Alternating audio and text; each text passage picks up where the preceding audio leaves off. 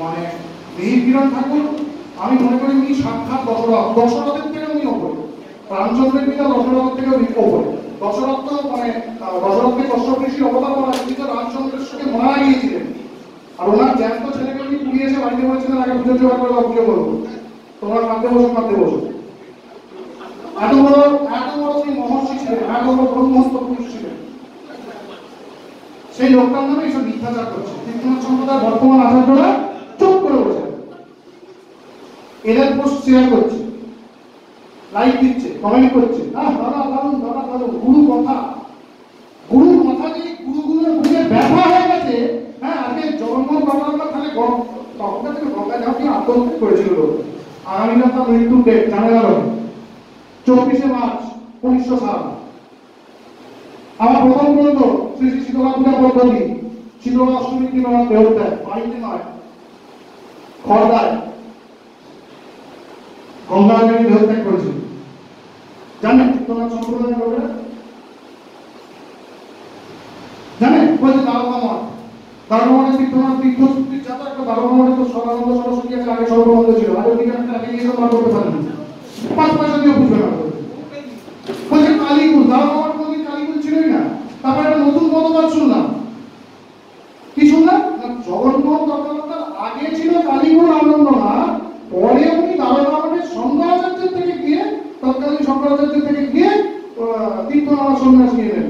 মানে আরো হাস্যকর কথা, জানেন না জগন্নাথ জন্মেছিল 1829 খ্রিস্টাব্দে এবং 1900 সালে ওনার দেহ যায়। এই 1829 থেকে 1900 সাল অবধি কোনদিন তীর্থ সম্প্রদায় দারোগামঠে ছিলই না, ছিল আশ্রম বৈদিক সম্প্রদায়। আমার একটা মিথ্যাচার, জানুন ভাবুন চিন্তা করুন, আমার একটা মিথ্যাচার। পাদুকা চরণ মন্ত্র একসঙ্গে প্রেস মন্ত্র, এই প্রেস কি টিপে দেয়া নাকি? তুই জানিস না বল ভাই, আমি জানি না। ভারতবর্ষের উপাসক সম্প্রদায় হাসে।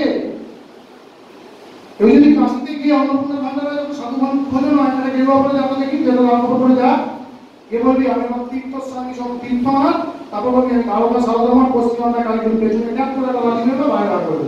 ওই যে মনমানি সাধু হ্যাঁ,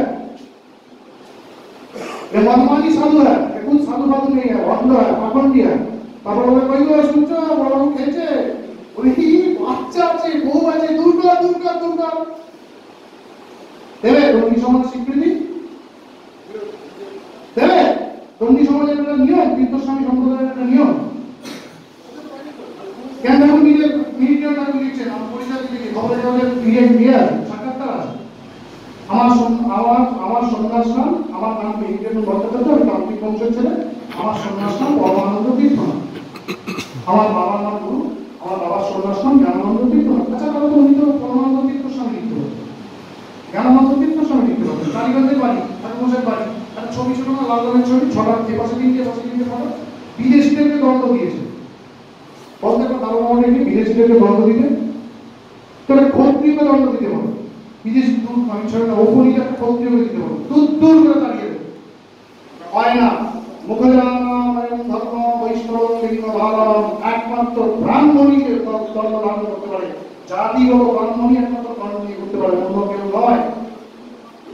এটা তীর্থস্বামী সম্প্রদায়ের বিধান, পশ্চিম বাংলায় বিধান। এবার বলতে দাদা তাহলে শঙ্করাচার্য কি আলাদা একটা পদ্ধতি লিখেছিল? হ্যাঁ লিখেছিল, ওটা বৈদিক পরম্পরা। যদি আমরা নির্বাণ তন্ত্র করি, সেখানে আমরা দেখব ব্রাহ্মণের সন্তান নির্দিষ্ট সময়ে দণ্ড গ্রহণ করবে, সন্ন্যাস গ্রহণ করবে, ঠিক আছে? তারপরে নির্দিষ্ট সময় দণ্ড ফেলে দেবে এবং সেখানে দণ্ডের মূল মন্ত্র হচ্ছে দশাবরণ মন্ত্র। দৈনিক বস্ত্র কৌপি ইত্যাদি ধারণ করুন, পালন করুন ইত্যাদি ধারণ করুন। তীর্থনাথ সম্প্রদায়ের নিজের মনে সারাটা খুলে থাকতো। জিজ্ঞেস আমি কত লোককে জিজ্ঞেস করেছি না, এই আমি তো জানতাম, অনেকটা আগে থেকে গেছি। এই দশান্ন মন্ত্রটা কোথায় আছে? কত সব আছে বুঝবে না। আমি একজনকে মানে কলকাতার একজন বিখ্যাত তীর্থনাথ গুরুকে জিজ্ঞেস করছি, খাতায় একটা নীল পতাকার মন্ত্র আছে, ওটা কি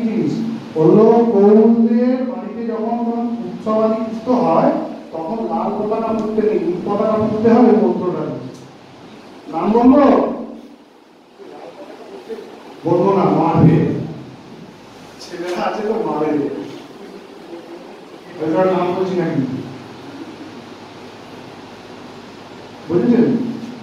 নীল পতাকা মন্ত্র হচ্ছে নীল পতাকা মন্ত্র। হ্যাঁ, বুঝেছেন কনসেপ্ট? এই হলো কনসেপ্ট। তীর্থনাথ পরম্পরার বিখ্যাত আচার্যদের হাজার হাজার শিষ্য, লাখ লাখ শিষ্য তাদের শিক্ষা দেওয়ার কনসেপ্ট। এই বুকের ব্যথা নিয়ে হ্যাঁ এই তিন পুরুষ আজকে জোরে মরছে। এখন লজ্জা করে দেখালো। খুব ছোটবেলায় এই দুটো লোককে না ভালোবেসে ফেলেছে।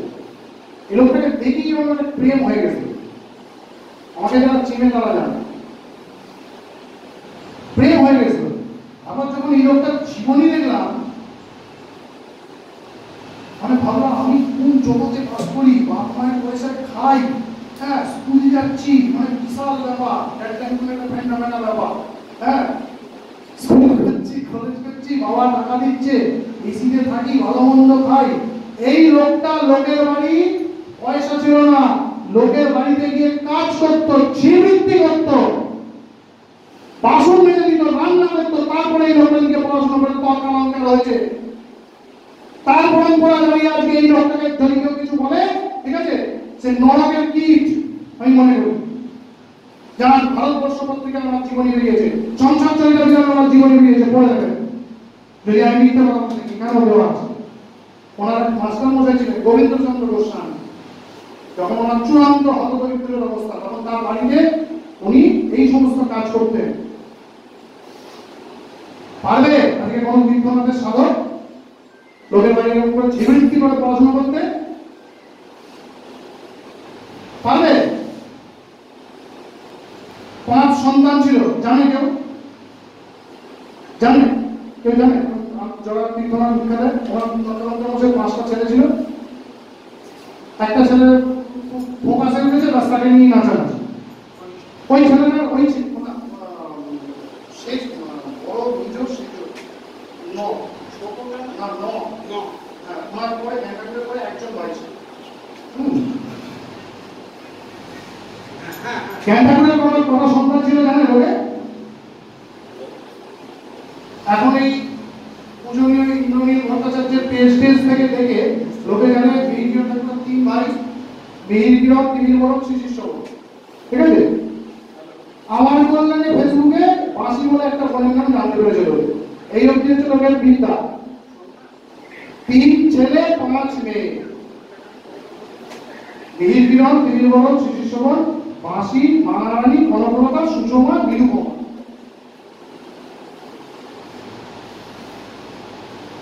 3 5 8 সন্তান নিয়ে সংসার করতে হতো। কলকাতার জমিদাররা, কলকাতা অবিভক্ত বাংলার যারা জমিদার রাজেন্দ্রবর্গ ছিল, বলেছিল ছাপাও নিত্য পূজা আমরা পয়সা দেবো, ছাপাও রহস্য পূজা আমরা পয়সা দেবো, এইগুলো আমি পয়সা দেবো। ঘন্টা কেউ দেয়নি। দশমীরা সংস্কারের অরিজিনাল পাণ্ডুলিপিটা চুরি হয়ে গিয়েছিল, নষ্ট হয়ে গিয়েছিল। জানে না বাংলাদেশের কোন এক সুনীল পণ্ডিত মশাই মাথায় লেগেছিলেন, তিনি ওইটা দিয়েছিলেন ঠাকুরকে আলো, তারপর ছাপা হয়েছিল। জানে ইতিহাস? মিহির কিরণ ঠাকুর